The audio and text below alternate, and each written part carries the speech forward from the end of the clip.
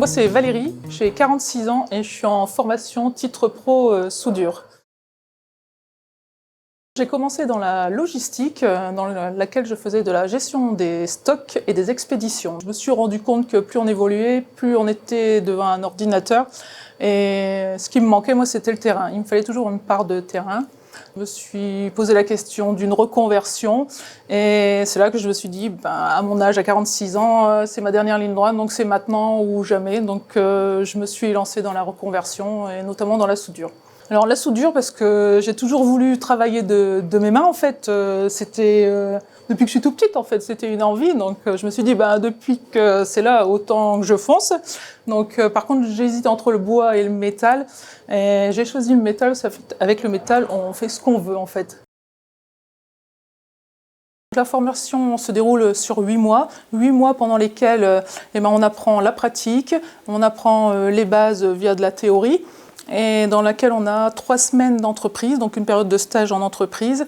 On peut être soudeur dans une entreprise, donc peu importe l'entreprise en fait, on peut être soudeur mais non qualifié. Donc après, si on veut être qualifié ou connaître un procédé et une position, parce que la soudure aussi se fait sur plusieurs positions, et si on veut se qualifier dans une position, il faut ce qu'on appelle faire une licence qui se déroule sur 4 à 6 semaines. J'aimerais bien justement aller sur des chantiers, faire des gros ouvrages en fait, c'est ce qui m'intéresserait en fait, faire des chantiers, des gros ouvrages quoi, voilà. C'est ce que j'essaye de rechercher par la suite après, voilà, pour pouvoir faire ça, donc me qualifier après, voilà.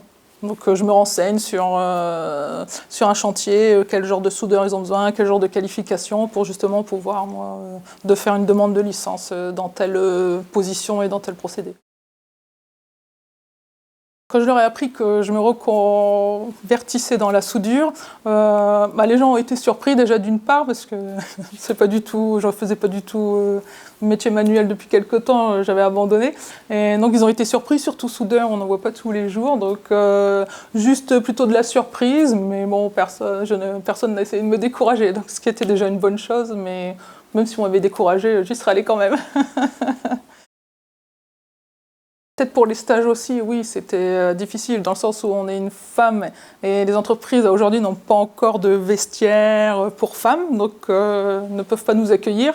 Donc ça, c'est déjà un problème. Mais bon, en fait, les personnes sont justement en train d'évoluer dans ce sens-là, donc ce qui est une bonne chose. En plus, on est une femme, donc on doit montrer 2 fois plus qu'on est motivé. Et bon, si je suis là, c'est que j'ai réussi à montrer que j'étais motivée. Donc, mais sinon, dans l'ensemble, pour l'instant, non, j'ai pas vraiment eu de gros problèmes, quoi.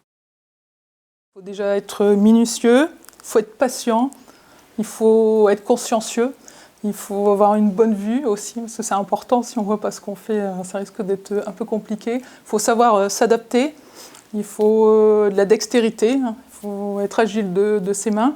C'est déjà quelques qualités bonnes à avoir au départ, quoi.